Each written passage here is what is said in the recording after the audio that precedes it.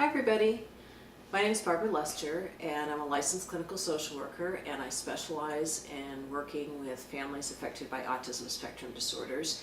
And today I have a challenge for all of you. And the challenge is, I think that there are a lot of ways that we can all work together to fight against the stigma that's associated with autism spectrum disorders. And I was just having to write about what stigma means for children to try to understand that word. And I was writing about it to describe that it means kind of a negative reputation, that there's negative connotations or associations associated with something if it has a stigma. And I think that's often been the case for autism spectrum disorders. The people think about the things that are problems, just the word disorder alone implies the focus on the problems. Many people have just misinformed about the full range of the autism spectrum issues. And I think that there's a lot that we can do to fight that stigma. And one thing that we can do is to focus on the strengths of people on the autism spectrum. So those of you watching this are probably people who have loved ones on the autism spectrum, or you're on the autism spectrum yourself.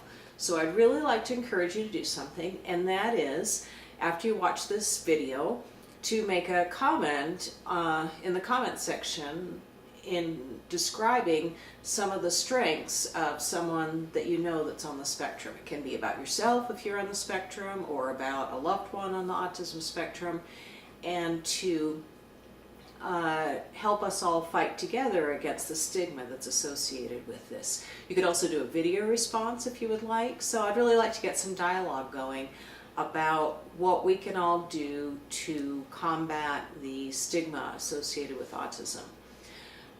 And I want to tell you briefly one short thing about a strength of someone I know on the autism spectrum, and that is about my father. If you've watched any of my other videos, you might have seen the one on his blindfold chess exhibition. But he's a chess player. That's been a special interest throughout his life, and today at 88, he's quite frail and in a nursing home, but he's still a chess expert. And at the end of this video, you'll see a picture of him that I just took 2 days ago. And he's little and frail, he has Parkinson's, but he sat up in bed and he played a game of chess with my son, and he won, I would like to point out. And it's really amazing that, considering how frail and weak he is, that he's still able to play chess, to be able to do a good job, and he still loves it as much as ever. So you'll see that picture come up at the end of the video. So I encourage you to subscribe to my channel if you're interested in these kinds of discussions, and please work on trying to leave a comment about the strengths of people on the autism spectrum and what you think we could do to reduce the stigma associated with this. So thanks for stopping by.